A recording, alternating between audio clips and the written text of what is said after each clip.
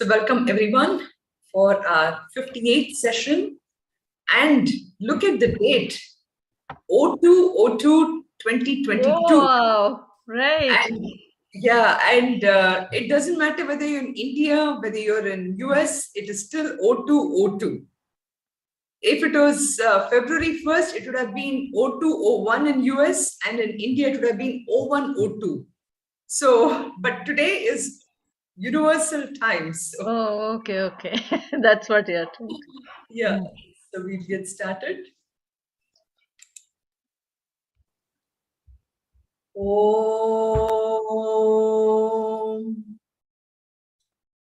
Om. Om.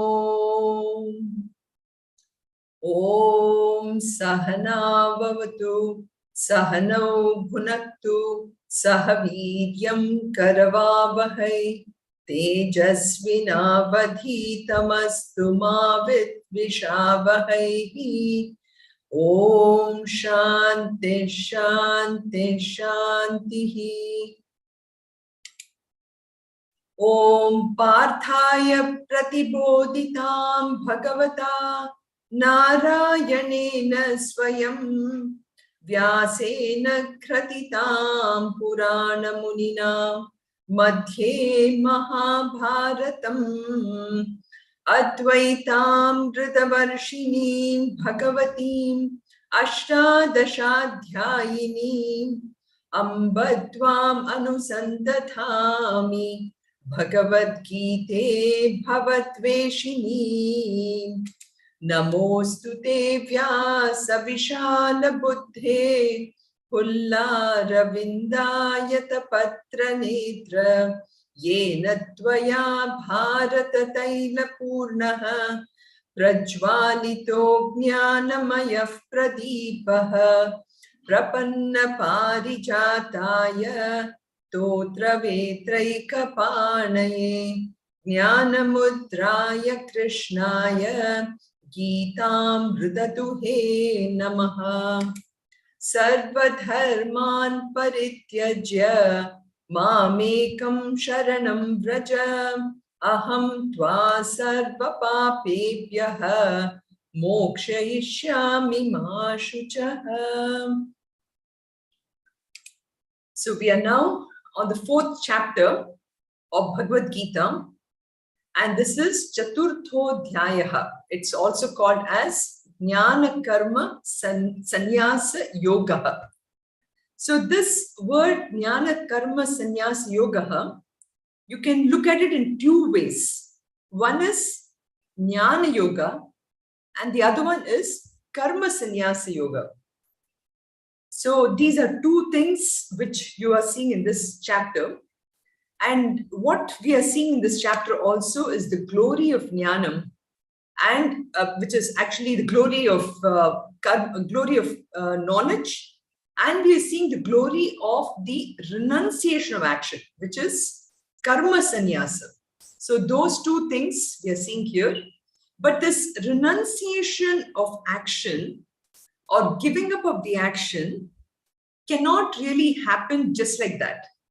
So for example, when I say, I'm going to fast, I want to control myself, okay, that is good. But if I don't know why I'm doing it, that control doesn't necessarily happen for a long period of time. Maybe it will sustain for 1 or 2 times, but not for a long time. So that even in such a simple thing as control of that, when we need a little bit of knowledge, so you can imagine that our whole birth is only because of some actions we have done in the past.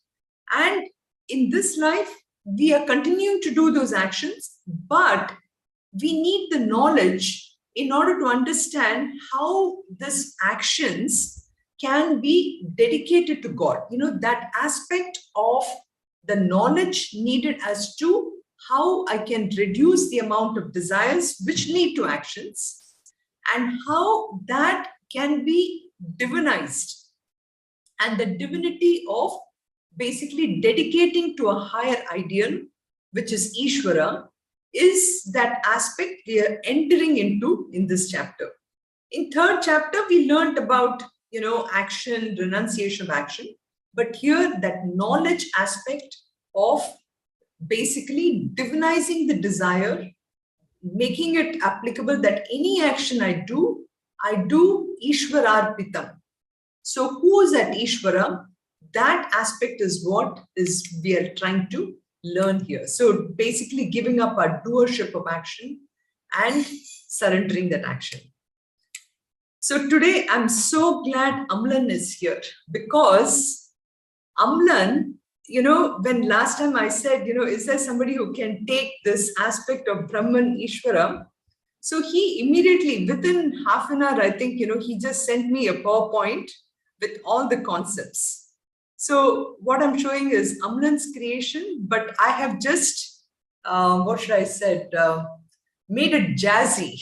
Okay, that is all I did, Amlan. So Amlan, here it goes. So here in this reflection, we are looking at, again, this aspect of Brahman, Ishvara, Krishna, universe, Jiva. Okay. And I just inserted Maya in there because without Maya, nothing exists. Okay. If Maya wasn't there, we were all just pure Brahman, pure consciousness, right? Which is what we are. Truly, we are none other than that consciousness. But this Maya is making us think that not only that I am Sunitha, but the fact that Sunitha has all these relations in this world. So here goes. So last time I started with the bottoms-up approach. Who am I as a jiva? And then we looked up, right? So today we're going to look at it from the top-down approach. So let us start first with Brahman. So we know that it is everywhere. Everything is nothing but that consciousness. It is consciousness. Everything is consciousness. But we are not able to even see that because you're so conditioned over a period of time because of this Maya. Okay. So Brahman itself has no name. In fact, I'll be coming to some more concepts towards in this thing, about how Brahman doesn't have any jati. It doesn't have any rupa. There are about 5 things which Shankaracharya has gone into, which I'll bring some of the shlokas and I'll explain. So Brahman has no jati, no form, no quality, nothing, right? But because of Maya, now we have this aspect of Ishvara. So Ishvara is that next aspect of where Ishvara has some quality, but still really no name, no form, nothing, just pure Vishuddha Sattva quality, okay? It is with this quality that we have 3 levels of the form of Ishvara, okay? Brahma, Vishnu and Shiva.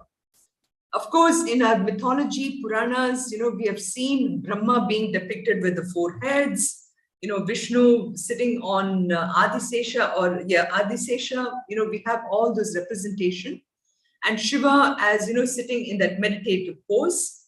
But in a sense, they actually depict that Ishvara in the form of creation, Ishvara in the form of sustenance, and Ishvara in the form of the constructive recycling. We don't call it destruction, but we call it constructive recycling because in this realm of Maya, everything has to come and go, all that, right? So that is what we saw there.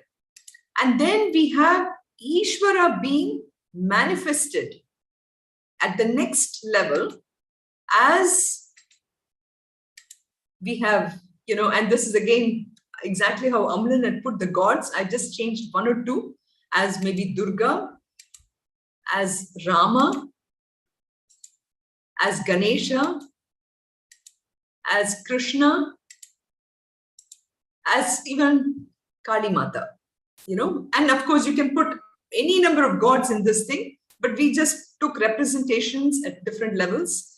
And I think Amlan was partial to Kali Mata. He's from Bengal. So we just, we had that representation as well. So we have, this is all the forms. Now we see Ishvara taking, actually here, I can even put the avatars. But we have the Purna Avatar, Amsha Avatar. Amsha are partial manifestations. Ishvara is totally full, completely full of all these powers and everything. But you can see in here, the same manifestation, you might say, like for example, we may have Dakshinamurti, all of them representation of Shiva, Vishnu represented by Rama and Krishna. Then creation, of course, we don't have another avatar for Brahma as such to look at it, but just to give you this idea here. So we have, they're all powerful beings with a name and form, okay? And interestingly, we may look at Krishna and Rama as gods, but then I said last time about how Arya Samaj, for example, they may not necessarily look at Rama and Krishna as gods, but they may look as super beings who were there. But so again, that part of it, we don't have to go in, but I wanted to show you that they're definitely a lot more powerful. Now, power, because they, for sure, depending on how you invoke them, all that. So up till here, this whole aspect, I forgot to put this thing of God, what he had shown here. So that is God. Okay, this is the representation of God at different levels. It can be at the very, very highest level, where there is Nirakara and Nirguna. Nir is the prefix in Sanskrit used to show no, right? No form, no quality, nothing. Or we have a little bit of a quality, but still no form. And then you have all these which are forms, right?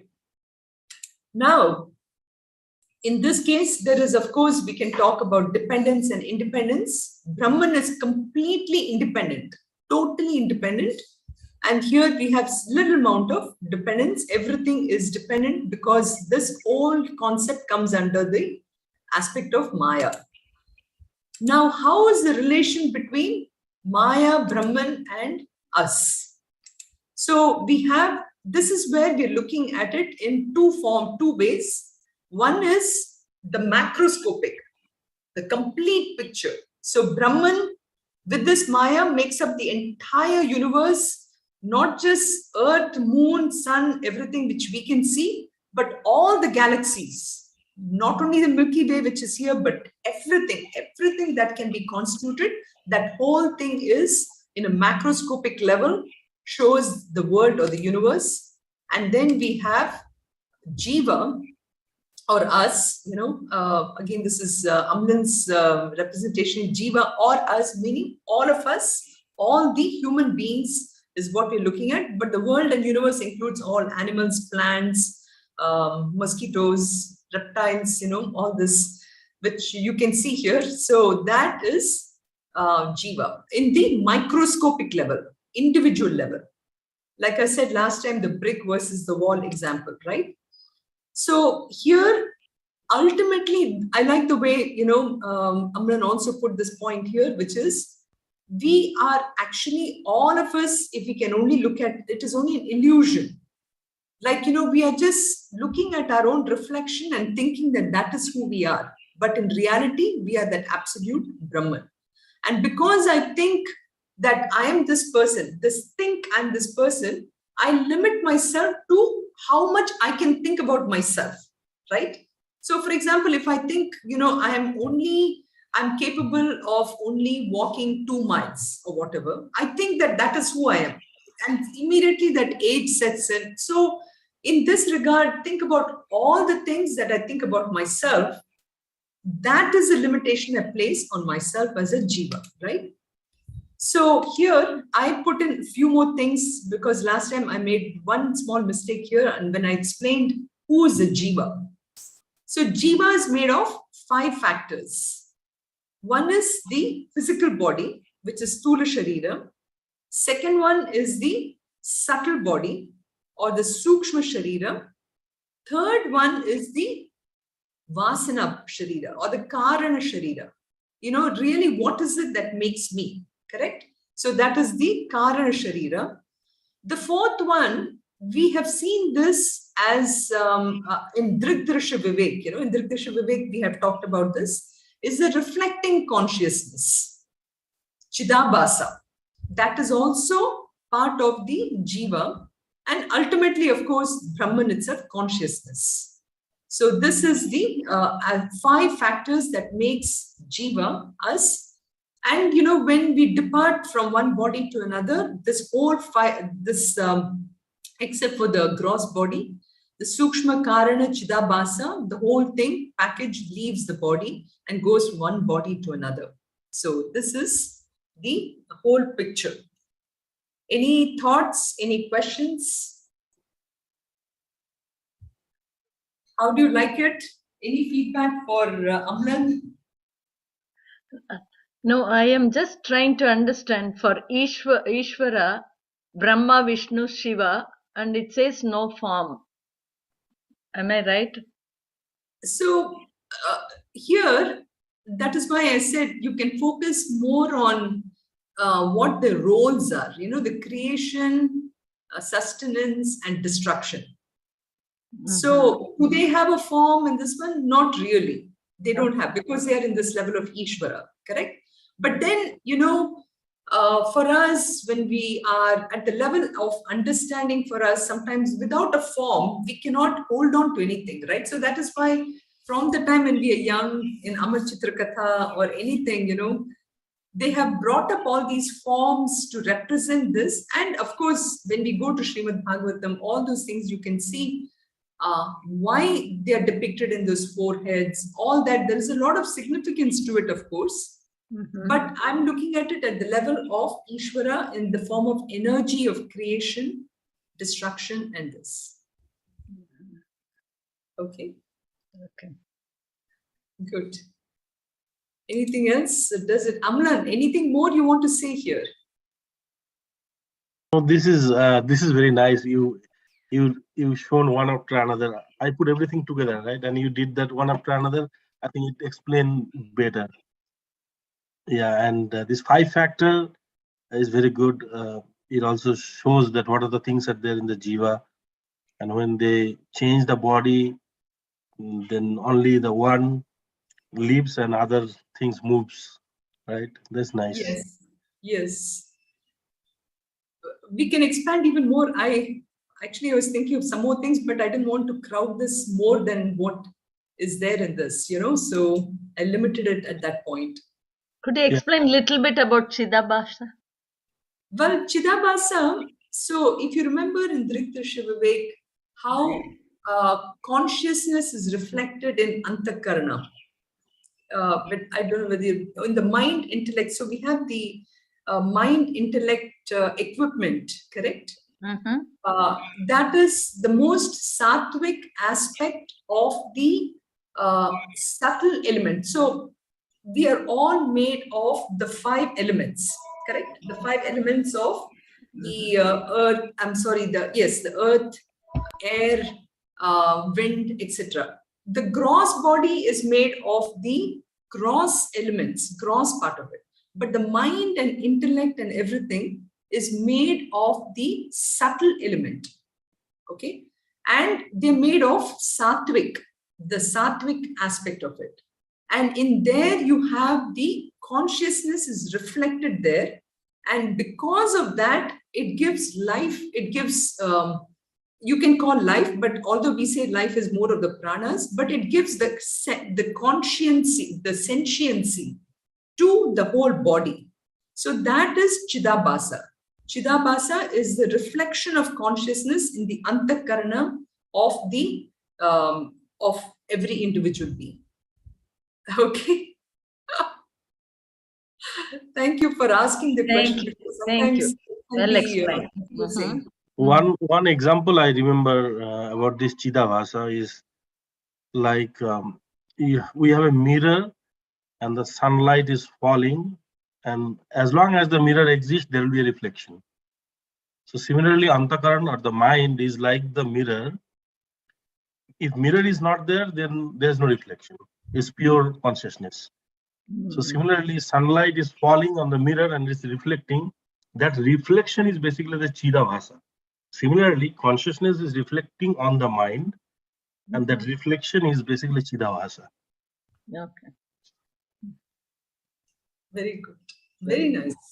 So that is the same thing what last time, if you remember that example of the lady I showed you, the mirror, and you see the reflection, right? Right. So that reflection, you know, we think we are that reflection. You know, that itself, that thought itself needs a lot of analysis. Why do we think ourselves as a reflection all the time? You know, but that is what we think we are. So this is actually, I mean, this is not a deviation from what we are studying here in 4th chapter, but it basically brings back some of the concepts, and we will be somehow going back to this even as we are taking different shlokas, you know, so we will do that. Amlan, would you share this with us, or can Sunitha share this with us? Yes, I will send this as a PDF. This whole this I can do it, or if anybody wants it as a PowerPoint, I can send it as a PowerPoint also. You know, I'll send it as a PowerPoint. No, you no. Can... PowerPoint better or PDF, whatever. I'll send both, because PowerPoint you will see, you know, what the animations are if you want. I know, Amlan, you would like to have the PowerPoint. I'll send this as a PowerPoint to you, back to you. Thank you, thank you. And on left side, I wrote something in the box. In the chat box.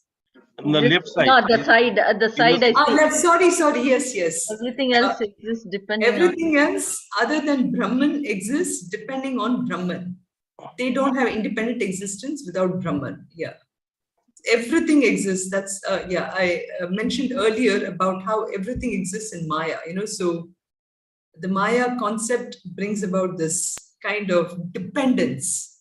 The dependence and independence is a very powerful terms in Vedanta, you know. We have to recognize that. Okay, good. I know this took about 15-20 minutes here, but it is necessary, because once we get these kind of concepts, so this is what I'm going to try more and more, you know, is when we depict them in the form of this kind of PowerPoints or anything, and Amlan, you'll have to join every week now, you know, so when you see some things coming up, maybe you can help me out. Very good. Sure, Sunitha, this year. Okay. No, I know you have 2 kids to take care of, so I'm just joking, but whenever anything is possible. So we saw that, you know, first the glory of knowledge is brought out. The glory of knowledge is brought out because again and again, I keep repeating, without knowledge, as a human being, we have to really put our mind into why we are doing things. So this, why is Krishna saying that you have to give up action? In the 2nd chapter, even this, when he makes, you know, you have to give up the fruit of action. When he says that, yes, that is true. You know, karmanye vadikaraste, we saw that in 2nd chapter. But the point is that is not enough. If you remember, it is not just enough if I say that I'm giving up the fruit of action. That by itself is not enough, but I have to recognize that I have to convert that desire of action, what I'm doing, towards God, you know. So divinizing the action is very important.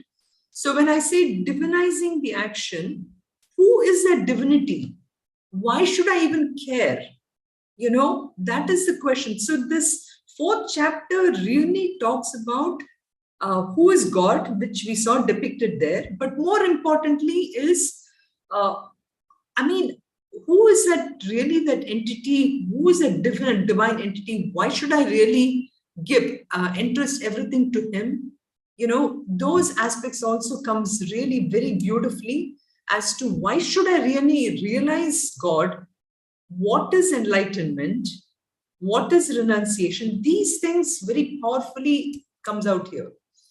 So he brings about the glorification of God by first praising that knowledge, that it is always there and will be there, and giving it to Arjunas, because even in the olden days, Rajas got this knowledge. So Arjuna, you're very well qualified for this knowledge. It is not just the Brahmanas who can have this knowledge. This knowledge is available for everyone. And then he says about the fact that, over time, this knowledge went to dust, maybe for many reasons. It could be that, people became very materialistic. It could be that maybe the political systems wiped out this knowledge away. Many, many reasons could have been. But the very fact that I'm teaching you even now, Arjuna, is that this knowledge is always available. So even for us today, studying Bhagavad Gita shows that this knowledge is there so long as I'm ready to receive it. Then we saw Arjuna, like a really smart kid, taking his hand up and asking, tell me, why do you say this? It's almost like a lawyer who looks at a loophole in the system. This knowledge still is not completely clear. So he asks this question, why, how come you gave the knowledge before and you're giving it to me now? So this is why this whole aspect of avatar we talked about.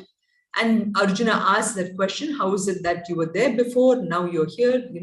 Tell me your birth itself, right? So then we have Lord Krishna explaining about the fact that, this, again, these are the key shlokas even for all of you, right? When somebody comes to you and says, what do you mean that in Hindu philosophy, they talk about reincarnation? These shlokas really gives that validity to say that the births, there were many births before us, but even Krishna had many births, but he knows them all, but we don't know it because we get so hung up in our day-to-day stuff. That is the whole idea. If I can only pull myself out and see myself, like I gave that example of the balloon and on the ground, then it becomes easier, right? So then we talked about how this incarnation was different from us. We have bodies. The incarnation also has a body. I seem to be born. The incarnation, like Lord Krishna, also seems to be born.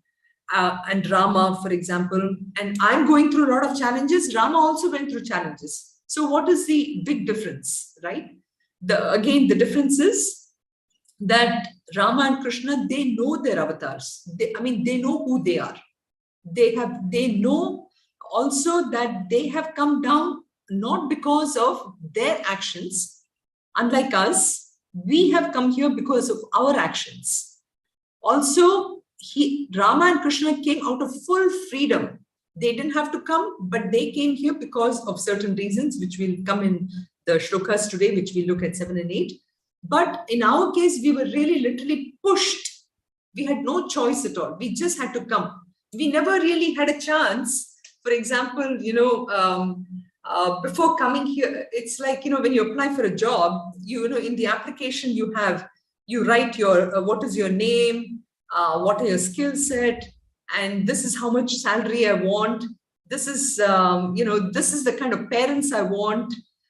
This is the kind of brothers and sisters, and I want to be born in America. None of those things. We didn't know that. We were just pushed and we just came here, So that's the big difference between the shlokas, between the two, between Jiva and Ishvara. And then coming to these shlokas, now he comes to say about the difference as to why he takes birth. That is how Lord Krishna took birth. Whereas us, what was the reason why we took birth? We went into some of those. But the key thing he says is, I take birth whenever there is a dharma, decline of dharma, or there is an increase in adharma. Okay, decline in dharma and increase in adharma. That was the reason. He said that. But then our case, we come here for many purposes, and we come here for exhausting our own prarabdha karma, right? We have done so many actions in our past. Every action, leads to some kind of, gives a certain amount of result, and we get hung on to the result. For example, I get a promotion and I become a director or whatever. I feel great about this. Now I want to do something more and more and more. The whole idea is that's how the whole cycle goes into are this. So that is the reason why we take birth. And we talked about the Sanchita Karma, we talked about all those, right? But then Ishvara comes here only for whenever there is a need for it, right? So he comes here not for the sake of any prarabdha karma. He comes here because he is there to help us. So the purpose in the shloka we saw was yada yada hi dharmasya glanihi bhavati glanir bhavati bharata abhyutanam adharmasya tadatmanam srijamyam. So this is very important, is he comes, he takes birth because at a high level, there is as much as people coming together try to put everything together, it did not work. Like, for example, if I have a problem in my office here and I need, say, something to be repaired, okay, I can call the electrician and ask him to repair it. But then suppose there is a major issue in this whole building, which is the whole power is gone in this whole building. Then what do? I don't call an electrician. I will actually call the company, and the company will send about 10, 20 people to repair this whole thing. Now imagine, like, if this happened even in US, right? There was one time when the in Niagara Falls, this is about 25, 30 years ago, the whole country was in darkness. Then what happened? Major stuff, right? So then a bigger thing had to happen. I mean, literally in the government level, something had to be done about it. So now imagine at a much higher scale, something had to be done. So that is how Bhagwan takes that avatar. Only when there is a major calamity that needs to be done, then he comes down and he takes on different avatars.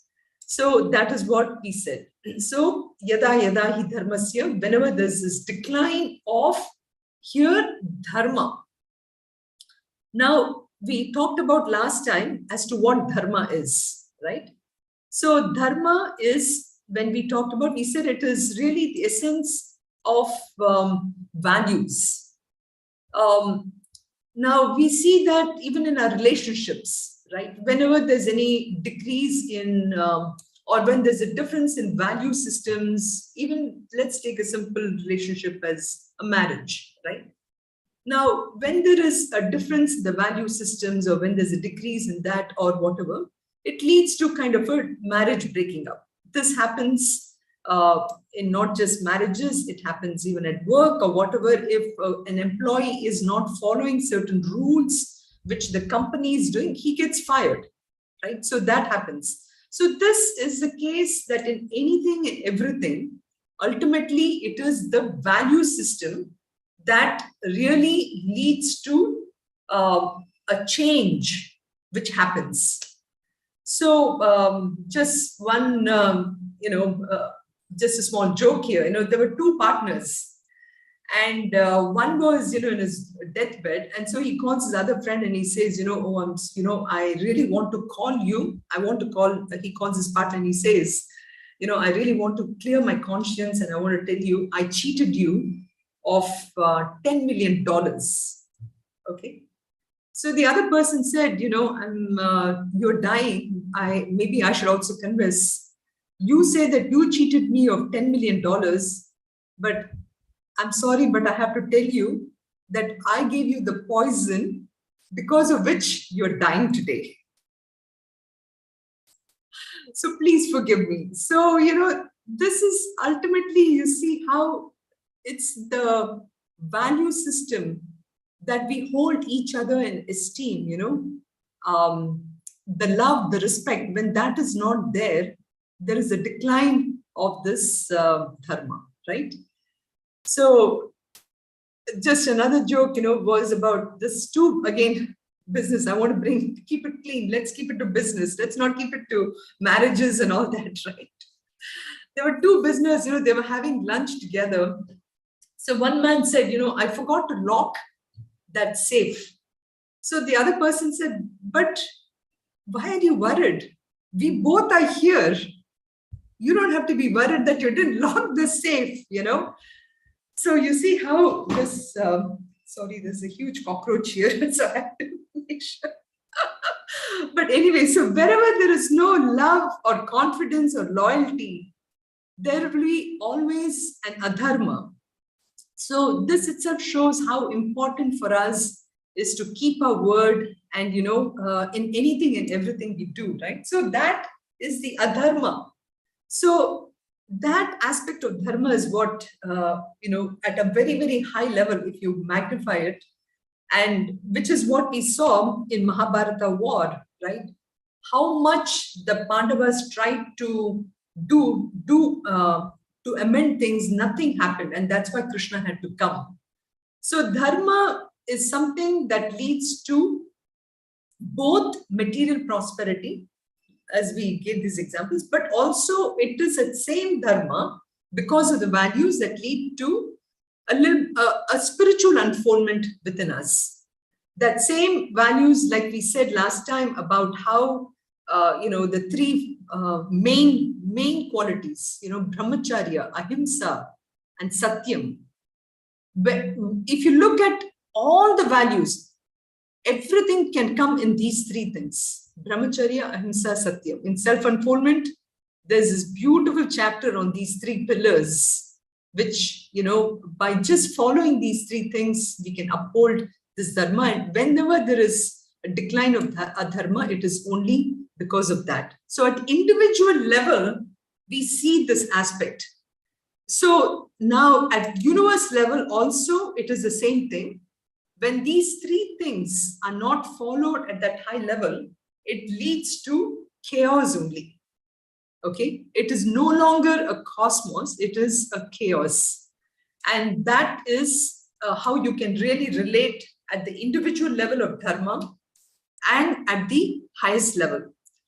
And at the individual level for us, many times this loss of adharma happens even within us is because we don't have a good integration of our mind and intellect.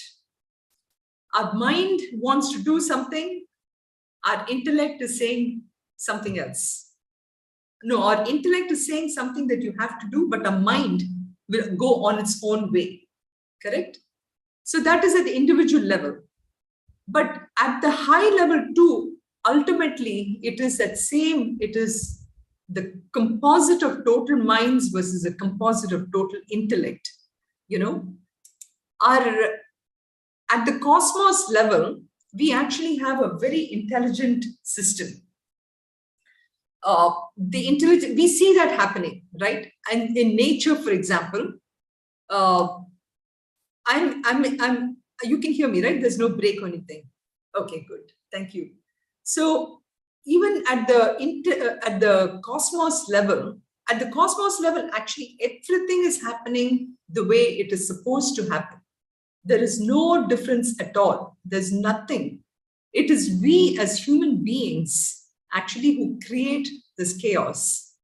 I mean, with all the, if we just go with the system, really, when we talk about the ecosystem, when we talk about holistic level, holistic living, all that is, we are following the dharma of the universe.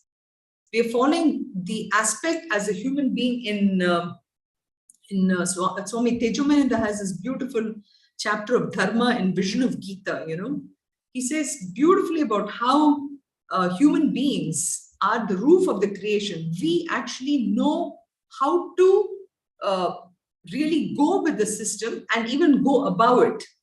But we don't do that. We are the ones who sometimes really corrupt the whole system. But then we have Ishvara, who is designed intelligently and beautifully. He's created this world, and that we have to think about. So at Vyashti level, Vyashti meaning at individual level, we need to find a way in which we can be not only integrated in our personality within, but we also identify ourselves with samashti at the total level. If I can identify myself as that oneness, that Brahman, that is why that this is so very good. The slide at the total level, if I can establish myself at the level of consciousness, then there is so much more. It is no longer a chaos, and that we are actually living intelligently with the whole system. So dharma is that which upholds, that which integrates, and that is actually what is dharma. Dharanat or dharma dharayati iti dharma, that which upholds, that quality which integrates is actually dharma. It is, and what is dharma? Dharma is that eternal values of life, understanding the oneness, and the understanding of oneness comes when I follow those three values, brahmacharya, ahimsa, and satyam. Living in control, living in complete non-violent way, and satyam at the intellect level, that I'm integrated at the intellect, that whatever and everything I do is completely in line with my intellectual understanding of what life is all about. So that is dharma. So dharma at individual level is following the internal values of life. This automatically makes me, loving towards the others and not really cheat, which is what I showed that examples of the business partners. But it makes me an integrated person where there is an integration of my mind and intellect. So at the mind, I take the decisions based upon consultation with my intellect, not going by what my likes and dislikes are, which is where that whole judgment happens, right? The judgment of the situation, judgment of a person, all that judgment is because of my likes and dislikes. But at the intellect level, my personality is, I'm always reminded about that oneness which needs to happen. And when I do that, then I live as an integrated personality. And it is this aspect what dharma is all about. So dharma is not necessarily duty. Dharma helps me to do my duty very well. And that is the aspect which we said here. So dharma at a cosmic level then means I'm following the dharmic values of life. That is the cosmic intelligence. That is, I'm recognizing dharma not just at the individual level, but even at the cosmic level. It is that same dharma, which is what needs to be followed. The same aspect of, like I said, satyam, ahimsa, this, if we follow it, we're following the dharmic values of life. And when that is not followed, that is when Lord Krishna is saying that, Bhagavan comes down as an avatar to bring back that values. Yeah, Geeta? What is the difference between dharma at cosmic level and the previous one? I understand that it is different levels, but what is the adjustment in us? Correct. Or what way it is different within us between the previous one and this one? So very good. So for example, there is mind and intellect is at the individual level. Let me just give a simple example. I say that I'm going to get up at 4 a.m. in the morning. Okay. I know it's very hard to get up, but nevertheless, I tell myself I'm going to get up at 4. But the next day, the alarm rings all the time and I don't get up. So I'm unable to get up because my mind loves the pillow or the comforter, what I have.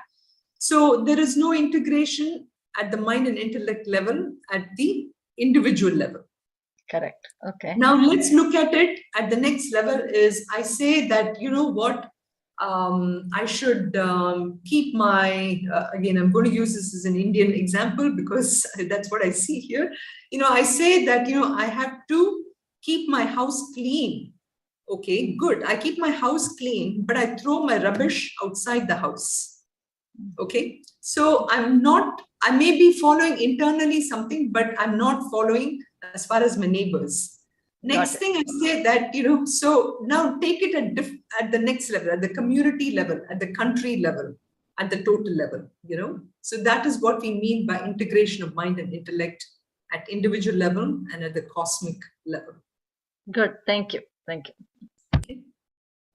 So having said this, one would think that Krishna is saying that, well, okay, I'm taking my birth to make sure that dharma is maintained and also adharma is removed, right? That would be the simplest solution. But then Krishna doesn't necessarily say that. What does he say? He says, Paritranaya sadhunam vinashaya cha dushkritam dharma samsthapanarthaya sambhavami yuge yuge. So, he should have said, well, therefore, for increasing dharma and decreasing adharma, I take birth, right? But he doesn't say that.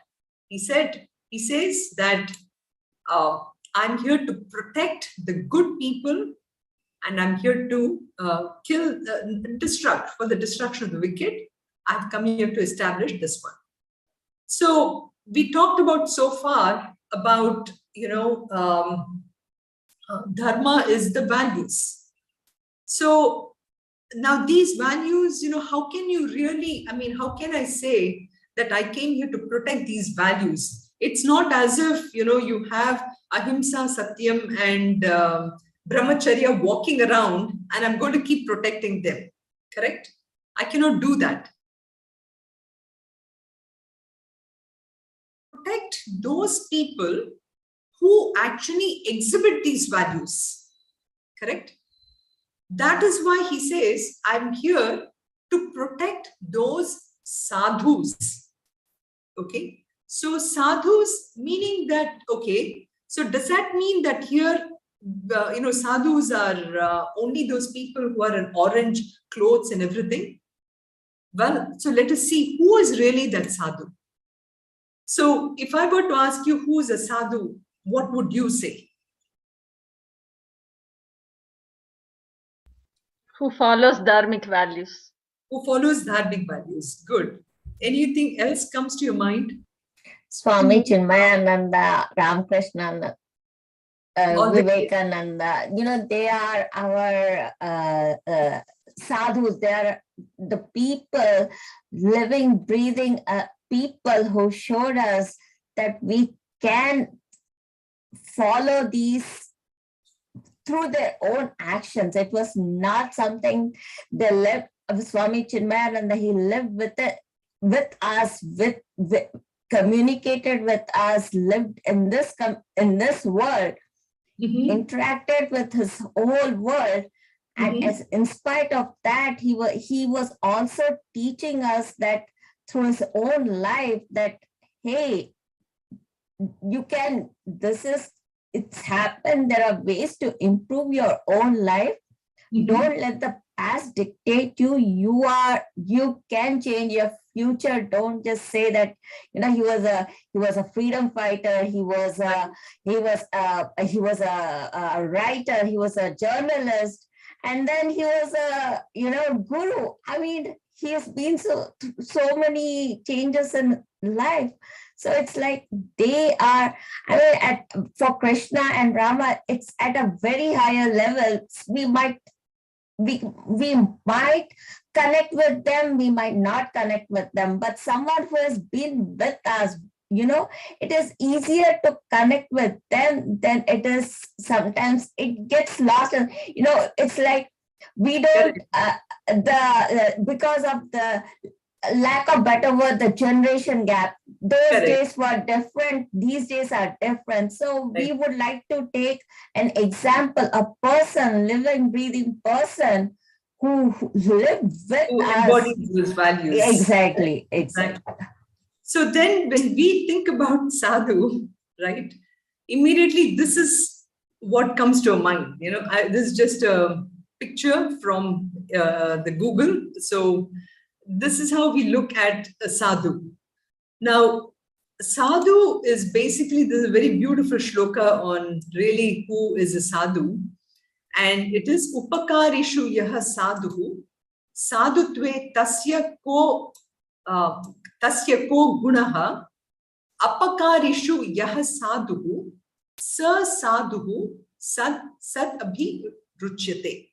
Okay, upakarishu yaha sadhu, sadhutve tasya ko gunaha, apakarishu yaha sadhu, sa sadhu sad abhi ruchyate.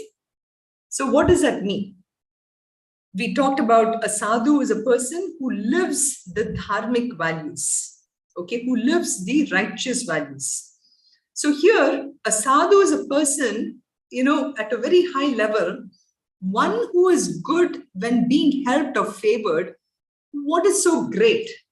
Like, for example, I do something for somebody and the person does that something to me back.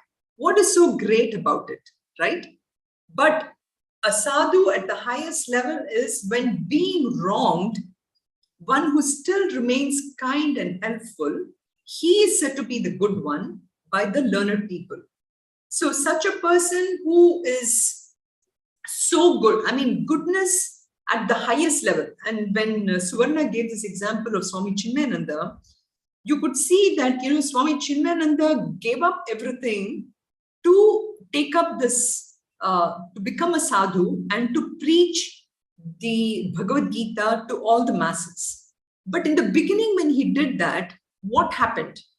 When he came to Chennai especially to do it, the first thing was all the other Brahmins, so to speak, they came and said, Unga vai, something, your unga naak chettu pedu, something like that, which is your tongue will be burnt because you're giving all this knowledge, right? But did he stop there?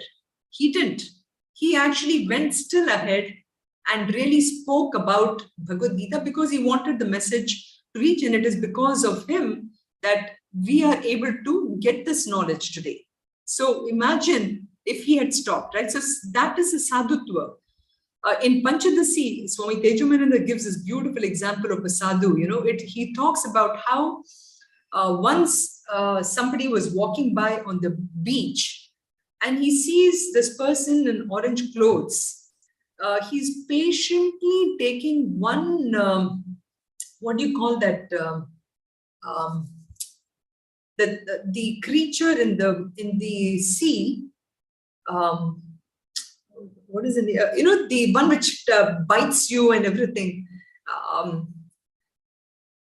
Why am I not able to get this thing? It's basically something which really stings you, Is it a leech? Fish, crab, crabs only, Yeah. I think. Okay, so he takes this, he takes a crab in his hand and he puts that back into the sea.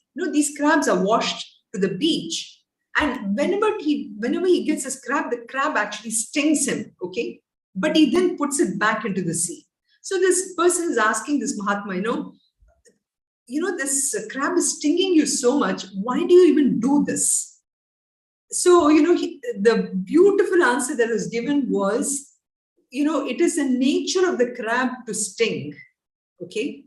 But as a human, my nature is to protect that crab. So for that reason, I have to do this. So imagine dharma at that highest level, not caring about, my own pain, but being of service to the others. So I thought that was just so beautiful, the way Swami Tejomananda had given that example in there. Another example of really who is a sadhu is sorry, I didn't have time to write this in English here, but it is Titikshavaha, Karunikaha, Suhrudaha, Sarvadehinam, Ajata Shatravaha, Shantaha, Sadavaha, Sadhu Bhushanaha. Sadhu Bhushanaha means Sadhu Lakshanas. Sadhu Lakshanas of Sadhu are Titikshavaha, Karunikaha, Suhrudaha, Sarvadehinam, Ajata Shatravaha, Shantaha, Sadavaha. So one who has lot of titiksha, Titiksha meaning forbearance, right? Forbearance meaning in the midst of anything that can happen, this person has forbearance. And who's karunikaha, who is so compassionate, and who is suhridaha, very, well-wisher of sarva dehinam, who is a well-wisher of everybody, and for whom there is no shatru at all, ajata shatravaha, and who is shantaha, who's always calm. Such a person is a sadhu. So paritranaya sadhunam. So Krishna takes birth to protect such people, because it is only through these people that we really understand what dharma is.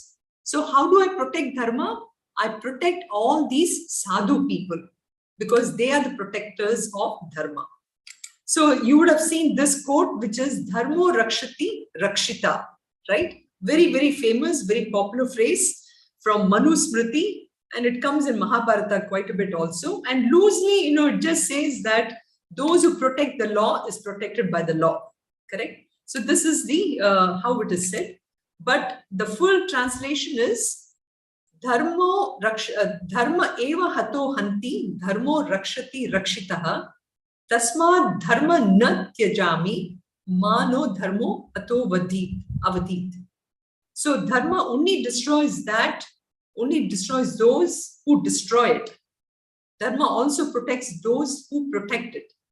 Hence, dharma should not be destroyed, and know that if violated, dharma will always destroy us. So this is to say that how dharma is the most important thing that needs to be protected, and dharma can be protected only by protecting those paritranaya sadhunam. Then vinashaya cha dushkritam. So here again, vinashaya cha dushkritam doesn't mean that you just go ahead and just kill everybody, right? It can be even simple thing as when you give the knowledge to somebody, the person turns. Like for example, Valmiki, correct? Valmiki had a different profession. He was a thief and everything, right? But just that Rama mantra changed that wickedness in him, and he became, that Rishi, correct? So this can be at different levels. And, Tyagaraja has this, Saint Tyagaraja has this song, right? Veda Danda Chatura Sarasa Samadana Veda Danda Chatura. So you try different levels, and only when things didn't, it goes to such a level that you have to give the danda, that you use that, right? So that's what even Krishna does, Bhagavan does in different ways. So in that sense, he comes and does the dharma samstapana. And I know we started 1 minute late, so I'll just take 1 more minute here, 2 more minutes here. So dharma samstapana, meaning this, many times we think that, we are coming here to establish. Dharma samstapana is to establish dharma, as if, there was no dharma and suddenly somebody is coming here to establish. But that is not the case. The whole idea is trying to say that dharma was always there. Dharma is the existence, the aspect of existence. Dharma was always there, but the dharma had to be protected. Dharma had to be taken care of. So in order to maintain the dharma, for that reason, we have all these avatars who have come here to take care of that. So I will leave just with one small picture. So we are like this jivas, just a picture of somebody fallen into the well, and we are floating there in samsara. This whole thing is samsara. We are unable to get out of it. We are in this deep well, and we have avatars coming down to save us. So this is how we have to look at, an avatar who are actually coming down to save us. They come to save us and to lift us. So this is the whole idea of these 2 shlokas of Yada Yada Hi Dharmasya Glanir Bhavati Bharata Abhyutanam Adharmasya Tadatmanam Srujamyaham. Paritranaya sadhunam vinashaya cha dushkritam dharma samsthapanarthaya sambhavami yuge yuge.